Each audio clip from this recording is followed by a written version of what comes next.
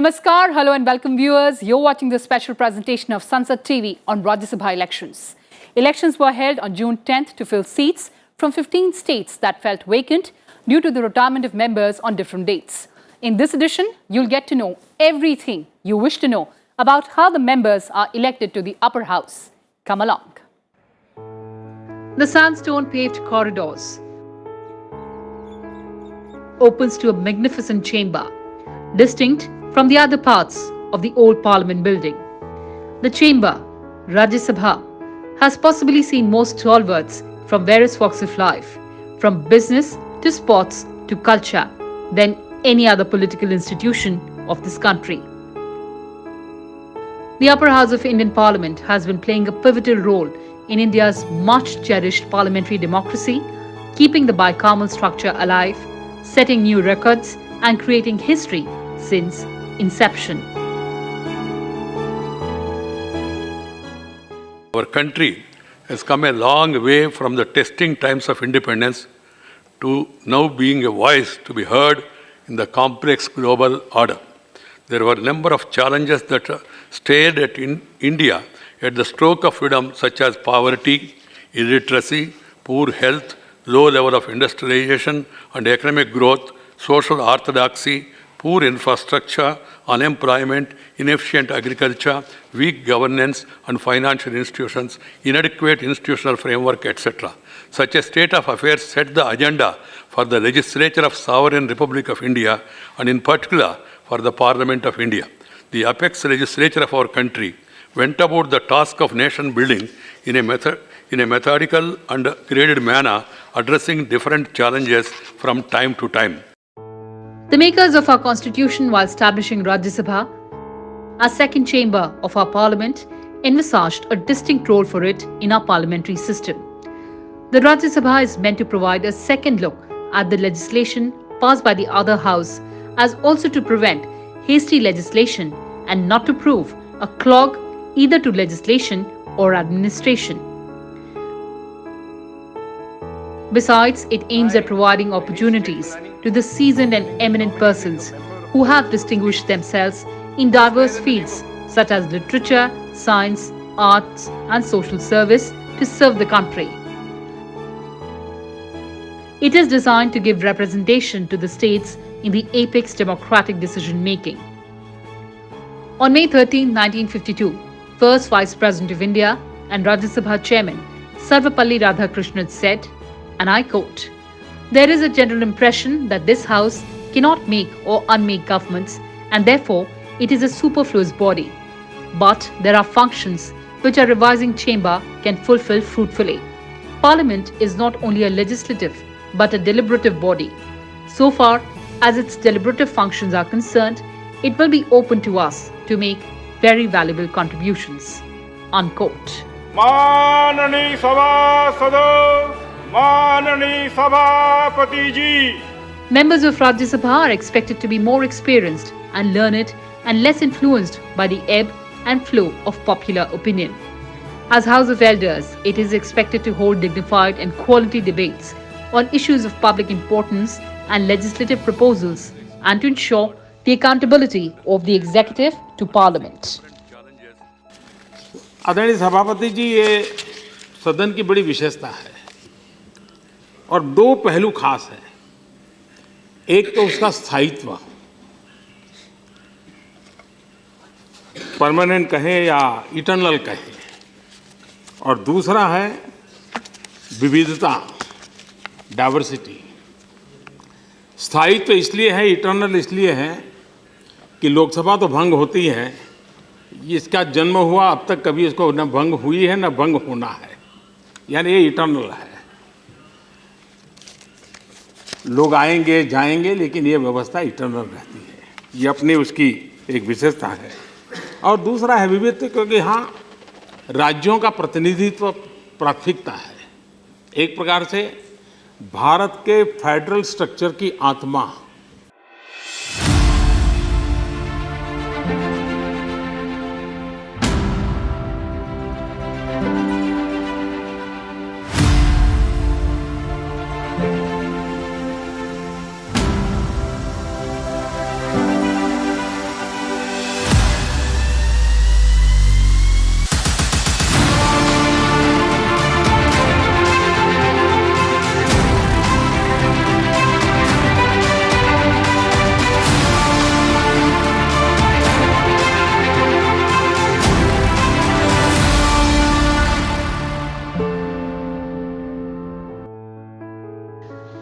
The biennial elections to Rajyasaba were held to fill 57 seats in the upper house across 15 states. Of them, 41 candidates belonging to various parties in different states have won unopposed, while 16 seats were contested. The newly elected candidates include 11 from Uttar Pradesh, 6 from Tamil Nadu, 5 from Bihar, 4 from Andhra Pradesh, 3 each from Madhya Pradesh and Odisha, 2 each from Chhattisgarh, Punjab and Telangana and Jharkhand, along with 1 from Uttarakhand. Out of these 41 seats, BJP bagged 14 seats, 8 from Uttar Pradesh, 2 each from Bihar and Madhya Pradesh, and 1 from Jharkhand and 1 from Uttarakhand. The BJP also registered a win in 8 out of the 16 contested seats in the 4 states, while Congress bagged 5 seats in a fiercely contested battle. The biennial elections to Upper House of Parliament were held for 6 seats in Maharashtra, 4 each in Karnataka and Rajasthan, along with 2 seats in Haryana. Article 80 of the Constitution lays down the maximum strength of Rajyasaba as 250, out of which 12 members are nominated by the President and 238 are representatives of the states and of the UTs. The 4th schedule of the Indian Constitution provides for the allocation of seats in the Council of States. The number of members varies from state to state depending on population. In 1950, when the Constitution came into full force, the Rajya Sabha had 216 seats. But over the years, with the reorganization of states, the strength of the Rajya Sabha increased to 245 seats. Accordingly, the share of different states were adjusted. However, some states, such as Tamil Nadu, may appear to have more seats in the Rajya Sabha compared to more populous states like Bihar. This is primarily because of more effective population control programs in the state compared to others. Their Rajya Sabha seats were not revised downward, as it might disincentivize the population control program. The state of Uttar Pradesh has the maximum number of members. The states of Arunachal Pradesh, Goa, Manipur, Meghalaya, Mizoram, Nagaland, Sikkim, and Tripura have got only 1 member each. As the members are elected by the state legislature, some small UTs, those without legislatures, cannot have representation.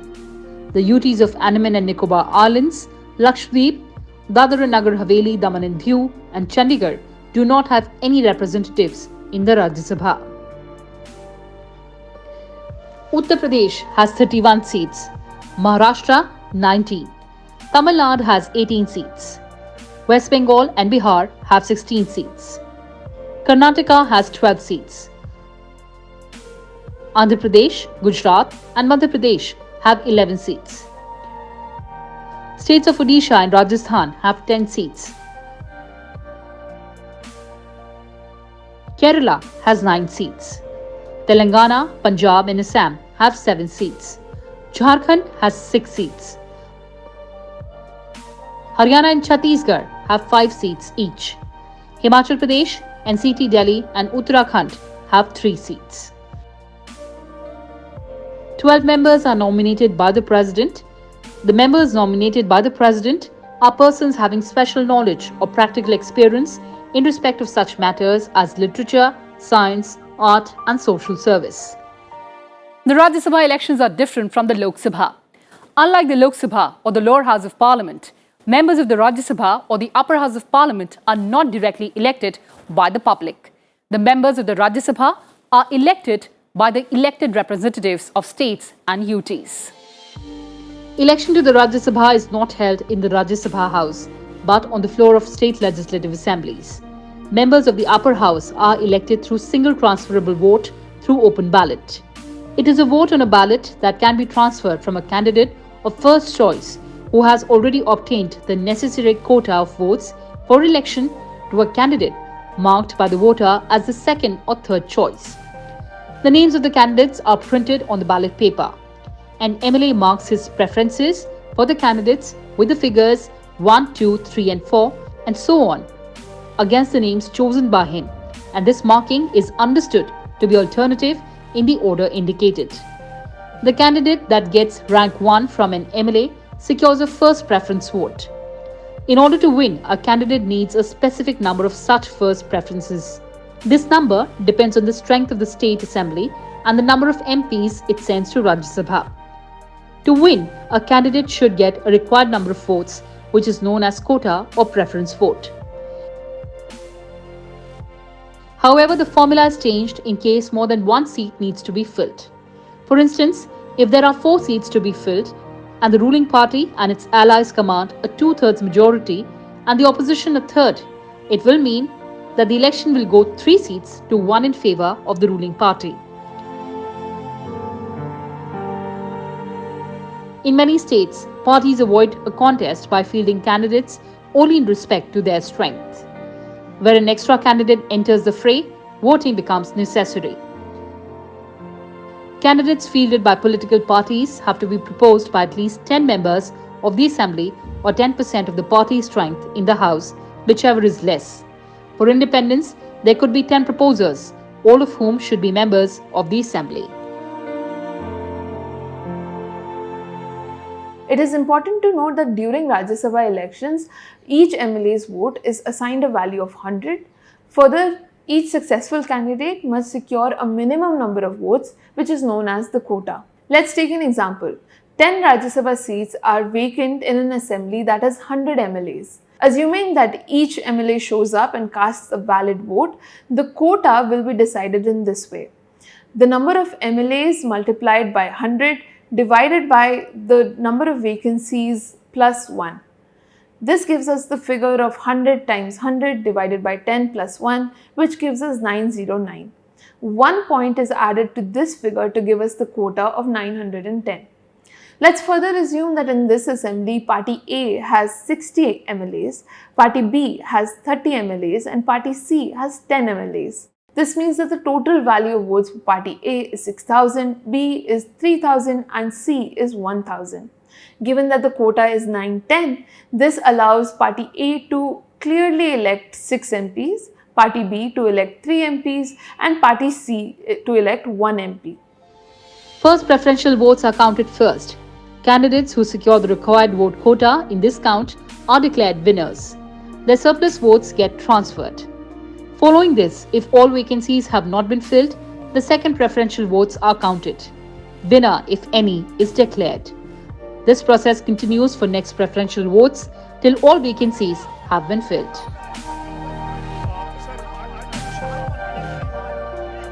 In this way, parties are able to predict how many MPs they will be able to elect for each assembly and hence only field those many number of candidates that they are confident to win. However, in some cases, the party composition may be more complex and no single party may be able to win all seats. There can be cases where 1 or 2 seats cannot be won by any single party on their own. In these cases, parties may field more candidates than the number of vacancies and then elections take place.